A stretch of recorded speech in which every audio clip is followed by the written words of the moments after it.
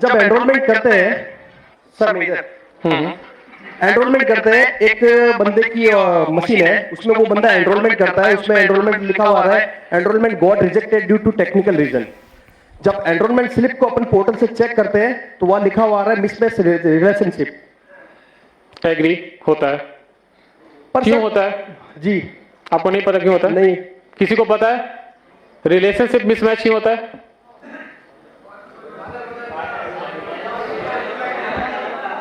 बता दिया आंसर।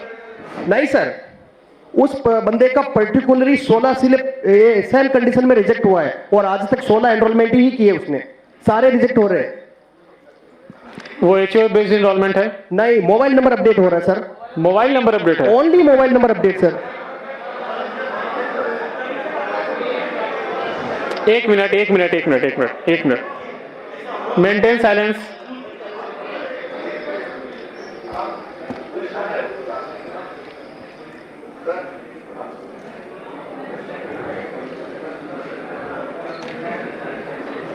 देखो मेरे पास दो ऑप्शन है, या तो मैं क्वेश्चन आंसर करूं और नहीं तो आप बोल लो, मैं जाता हूं। मेरे पास नॉलेज है, इंफॉर्मेशन अगर आपको चाहिए तो ठीक है, नहीं चाहिए तो जैसे सिस्टम चल रहा हो चलता ही रहेगा, कुछ भी कर लो, आप सुधार नहीं सकते। एक क्वेश्चन है, क्वेश्चन 1 बाय 1 कीजिए, उसको एड्रेस करेंगे तो शायद जिसको नहीं पता उसको भी समझ में आएगा कि वो ऐसा प्रॉब्लम है, शायद मेरे लिए भी वो न्यू लर्निंग कर दो। एक साथ क्वेश्चन पूछोगे तो ना मुझे समझ में आएगा ना मैं किसी का आंसर दे सकता हूं।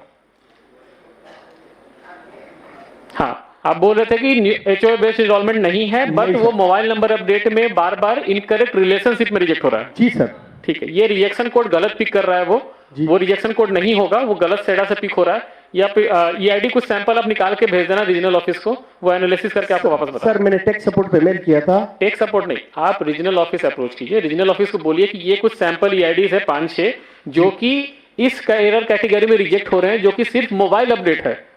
सर उस पर्टिकुलर उस ऑपरेटर का ही हो रहा है। एग्जैक्टली यही मैं बोल रहा हूँ कि किसी एक पर्टिकुलर एक सिनेरियोज में हो रहा है ना, तो उस सिनेरियोज का एक एनालिसिस करना पड़ेगा जो आपको रीजनल ऑफिस जो कि आपको उसको हेल्प करेगी।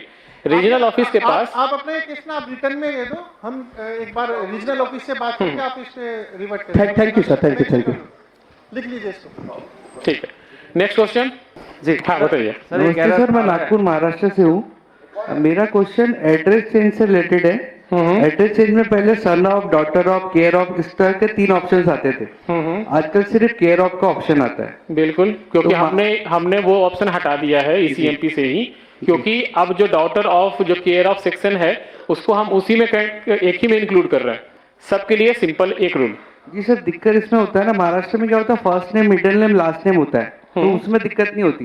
कुछ लोग एमपी साइड से आते हैं, उसका नाम होता है अशोक कुमार और पिता का नाम होता है मुकेश कुमार, तो वो लोग साथ में नहीं लिखते, वो नाम में फर्स्ट नेम में ही लिखते हैं अशोक कुमार और फिर नीचे में सन ऑफ का ऑप्शन होता था तो वहाँ मुकेश कुमार, फिर एड्रेस स्टार्ट होता था। तो अभी साथ में लिखने के लिए उसके बाद डॉक्यूमेंट नहीं होता, उसके पास सिर्फ मुकेश कुमार का ही डॉक्यूमेंट रहेगा, पापा का नाम साथ में ऐड नहीं रहता उसके डॉक्यूमेंट। नहीं तो आप केयर ऑफ सेक्शन में ही उसको डाल दीजिए ना, मेरे पास तो रेस्पेक्टिव डॉक्यूमेंट आ गया ना उसका। जी। उनको क्यों चाहिए कि वो सन ऑफ ही लिखवाएं अपने आधार पे? तो क्योंकि वो नाम के साथ ऐड नहीं होता ना उनके पापा का नाम, वो साथ में सिर्फ फर्स्ट नेम और कुमार ऐड करवाते हैं बस। एग्जैक्टली वही मैं बोलना चाह रहा हूँ कि जो रेसिडेंट के पॉइंट ऑफ व्यू से सोच रहे हैं, आप आधार के पॉइंट ऑफ व्यू से सोचिए कि अगर मैंने ये लीनियंसी दी तो कल को कोई भी जो नेम अपडेट होता है वो नेम अपडेट भी कोई एक आईडी प्रूफ दिखा के वो कर लेगा।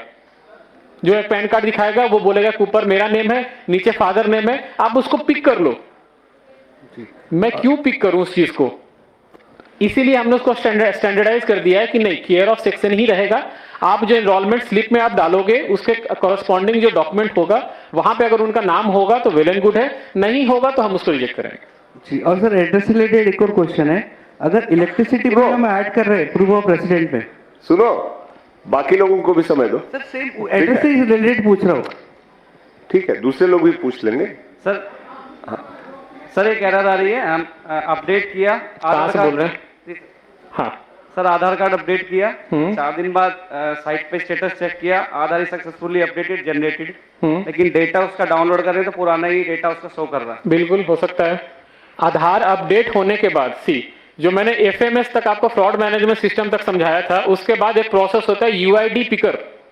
यूआईडी पिकर में क्या होता है कि अगर न्यू इनरोलमेंट है तो 12 नंबर का रैंडम जो डिजिट है वो पिक करके उसके साथ एसोसिएट होगा, या फिर अगर अपडेट है तो उस नंबर के साथ उसको लिंक करके आधार जनरेट किया जाता है, जो कि बाद में XML फाइल जनरेट होता है।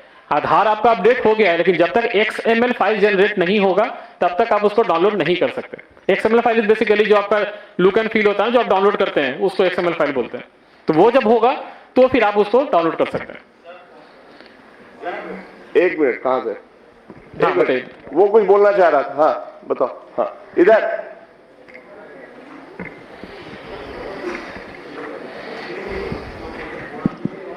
जी सर, थैंक यू। हाँ, सर बताइए। मैं ये बोलना चाह रहा था, जैसे इन्होंने बोला कि महाराष्ट्र में वो सरनेम की प्रॉब्लम आ रही है उनको सरनेम, यही प्रॉब्लम हमारे साथ भी आई है कि जो बाय डिफॉल्ट हमारे उसमें क्लाइंट में है उसमें सिर्फ केयर ऑफ आता है, उसमें हम कुछ नहीं टाइप कर सकते सन ऑफ वगैरह, जैसे हम उसमें स्लैश टाइप करते हैं उसको नहीं लेता है वो।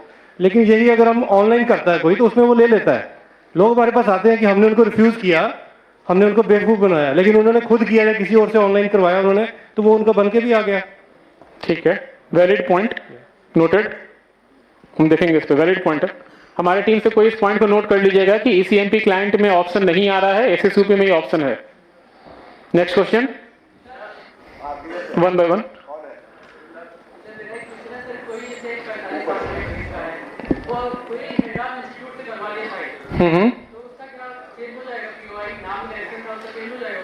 नहीं, क्यों होगा चेंज? यार सुनो सुनो सुनो सुनो सुनो, पहली बात, ये आर्गुमेंट और डिबेट की जगह नहीं है। ऑथोरिटी ने डिसाइड किया है कि हेड ऑफ इंस्टीट्यूशन के सर्टिफिकेट के आधार पर नाम का चेंज नहीं होगा। तो अगर उसको चेंज करना है तो वो एप्लीकेशन लगाए, वो अलग से प्रोसेस से वो देखेंगे। यहाँ पे हेड ऑफ स्पेल चेक जो भी है, हेड ऑफ इंस्टीट्यूशन को इस तरह के कोई पावर नहीं है कि वो ये सर्टिफिकेट दे सके। वो हेड ऑफ इंस्टीट्यूशन है, वो स्पेल चेक करने वाला इस अथॉरिटी नहीं है। तो जो रूल है वो समझो और उसके हिसाब से काम करो, ठीक है? मैं आपका इसका क्वेश्चन का आंसर सिंपल देता हूं।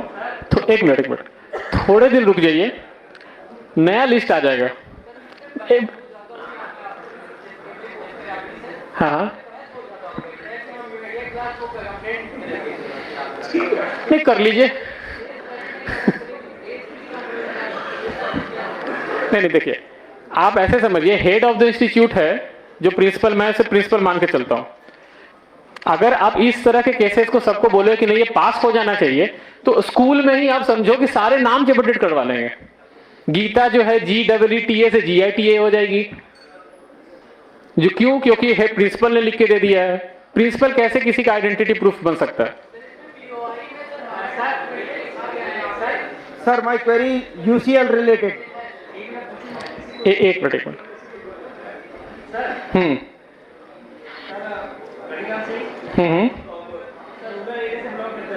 हाँ बताइए। ठीक है।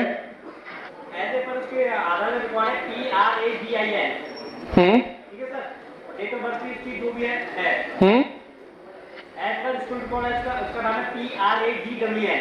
ठीक है। ठीक है सर। अब ये बताओ किसके बिहाफ पे हम चेंज कर सकते हैं सर? आपने पहले वो नाम पे क्यों आधार बनवाया? आपने पहले उस नाम पे आधार क्यों बनवाया? नहीं, सिंपल सॉल्यूशन है। आप RGI जाइए, बर्थ सर्टिफिकेट अपडेट करवाइए, इजी प्रोसेस है। बर्थ सर्टिफिकेट अपडेट करवाइए, हमें भी दे दीजिए, हम बर्थ सर्टिफिकेट बेसिस पे आपको तुरंत अपडेट कर देंगे। RGI जो ये गवर्नमेंट बॉडीज होती है, they are authorised to act as a POI। Principal headmaster नहीं ऑथराइज्ड है POI को प्रूफ करने के लिए। यार सुनो सुनो,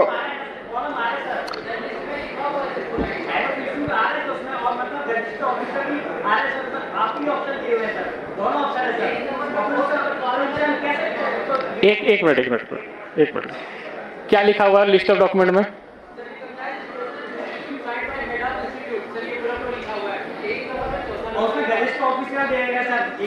हमने, हाँ ठीक है। अब आप बोल रहे हो प्रिंसिपल का, मुझे पता कैसे चलेगा कोई प्रिंसिपल ग्रुप A ऑफिसर है? ग्रुप A ऑफिसर है, मुझे कैसे पता चलेगा?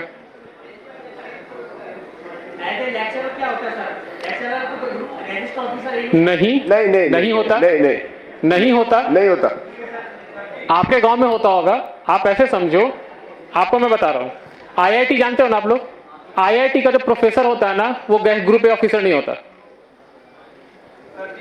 आप देखो, आप रेसिडेंट पर्सपेक्टिव से जो क्वेश्चन पूछ रहे हो ना, आप मेरे पर्सपेक्टिव से देखो कि अगर मेरे पास ना ऐसे करोड़ों सिनेरियोज होते हैं, अगर मैं ऐसे सिनेरियोज पिक करके मैं पैकेट पास करूं ना, तो ऐसे इन नंबर ऑफ केसेस और बनेंगे। नहीं सर, उनको डिक्लाइन करने का एक प्रॉपर रीजन तो दीजिए कि हम तो ये बोल सके इस वजह से हम नहीं बना रहे हैं। आप रेगुलर पीओआई डॉक्यूमेंट लेके नहीं सी, आप देखिए, न्यू इनरोलमेंट जो है, आप सुनो, मेरा नाम XYZ था, ठीक है, XYZ मेरा नाम आधार में बन गया, ठीक है, XYZ आधार में नाम बन गया, अब मुझे उसको XYA करवाना है, ठीक है।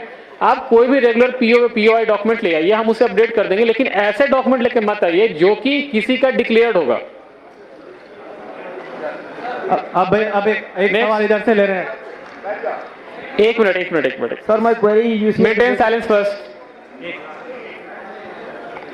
हाँ सर बताइए। Sir maximum time of update 3-3 महीने 4-4 महीने तक होल्ड में रहता है और उसके बाद में अंडर प्रोसेस ही लिखा हुआ आता है, भले ही हमने केवल मोबाइल नंबर अपडेट किया हो। एग्री होता है।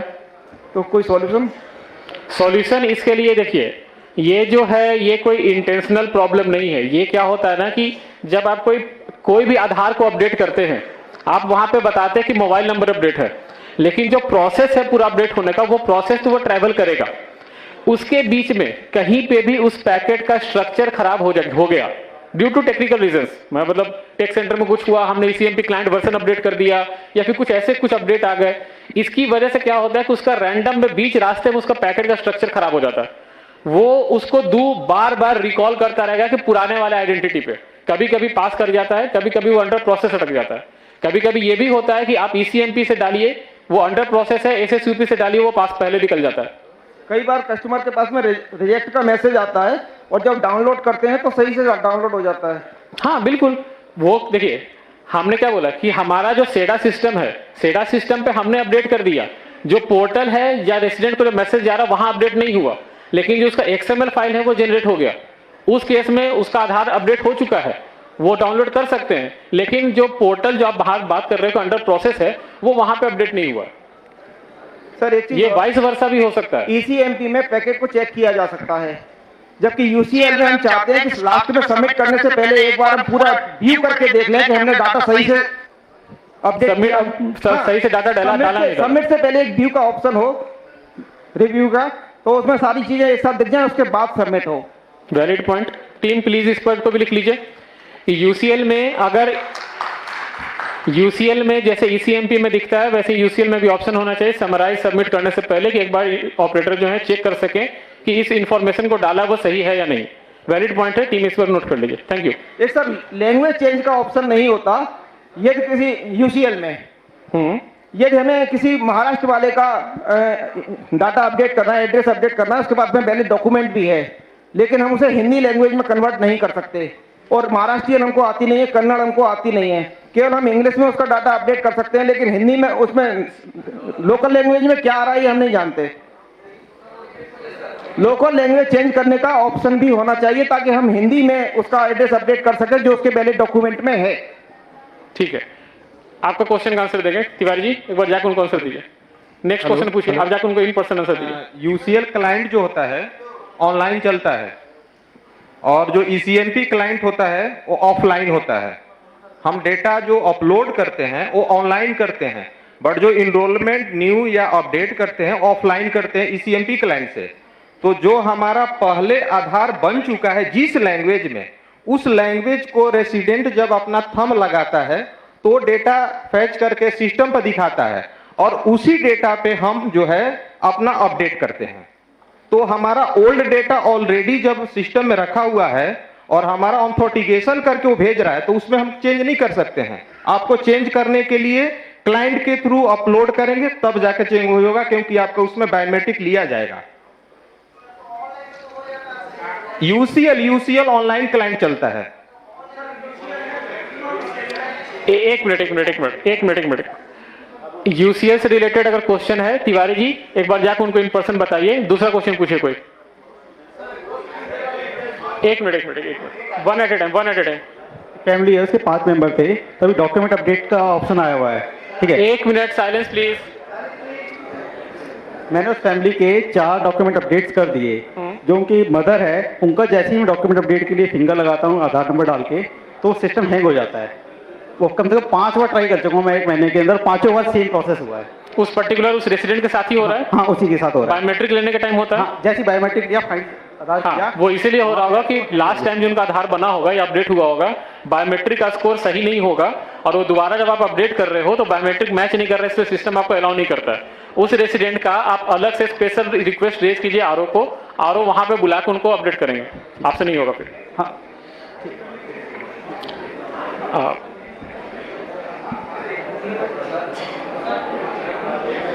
सर जैसे नेम की, डेट ऑफ बर्थ और जेंडर की लिमिट है, तो बायोमेट्रिक की लिमिट तो नहीं है? बायोमेट्रिक अपडेट करने की नहीं, कोई लिमिट नहीं। हाँ, ठीक है, जितनी बार चाहे करवा सकते हैं। Thank you. चलिए क्लोज कर सकते हैं।